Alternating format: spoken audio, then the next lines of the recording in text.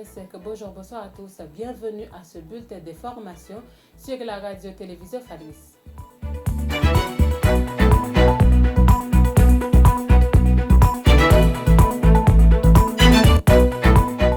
Hier, jeudi 20 février 2025, la famille de Franck Etienne annonçait de la soirée le décès de l'écrivain, artiste, intellectuel et homme de théâtre haïtien à l'âge de 88 ans. Il était né le 12 avril 1936 à Ravine-Sèche dans le département de l'Artibonite.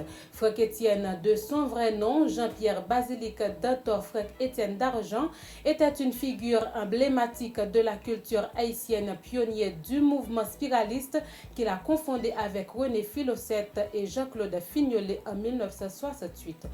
Violence des gangs armés des habitants de plusieurs quartiers de Port-au-Prince ont organisé des mouvements de protestation hier jeudi pour demander aux autorités concernées d'assumer leurs responsabilités. Ces protestataires qui se présentent comme des déplacés de Carrefour-Feuille et de Solino exigent l'adoption de mesures fortes pour leur permettre de regagner leur domicile. Fraîchement installé, le nouveau directeur général de l'OAVCT, Pierre-Jean-Raymond André, fixe déjà ses priorités. La nouvelle politique de son administration est axée sur 6 points innovants. Sensibilisation, optimisation du service de recouvrement des fonds, déconcentration, modernisation des infrastructures et des ressources, efficacité, innovation et technologie.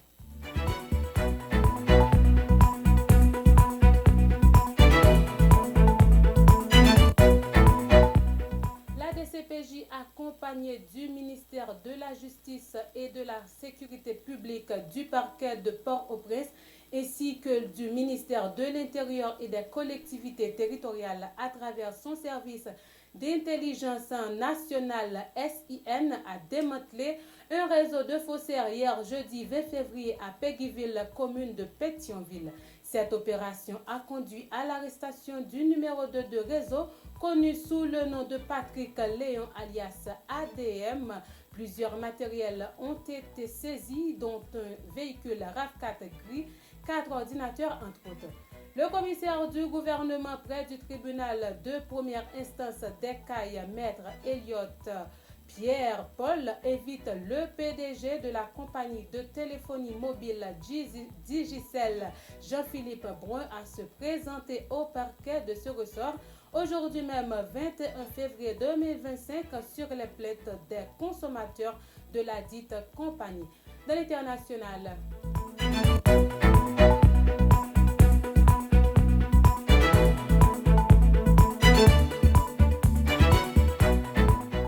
le président Donald Trump a signé un décret visant à restreindre l'accès aux fonds fédéraux pour les migrants en situation régulière. Cette mesure oblige les agences gouvernementales à examiner les programmes bénéficiaires aux sans-papiers et à mettre en place des restrictions financières. Désormais, les États municipalités qui adoptent les politiques dites de sanctuaire ne pourront plus utiliser des fonds fédéraux pour soutenir les migrants clandestins. Après un long échange avec les forces politiques, Emmanuel Macron a annoncé hier jeudi 20 février 2025 lors d'un échange avec des internautes les choix très forts que la menace russe va imposer aux Européens. L'administration Trump Vance a décidé de révoquer la prolongation du TPS pour les ressortissants haïtiens. À la suite de cette décision annoncée par la secrétaire à la sécurité intérieure, le TPS pour Haïti expira le 3 août qui s'amène. Plus de 500 000 Haïtiens sont concernés par cette décision. Ici prend fin ce bulletin d'information. Madame, monsieur, pour la présentation, c'était Francine Muriel au micro. Au revoir.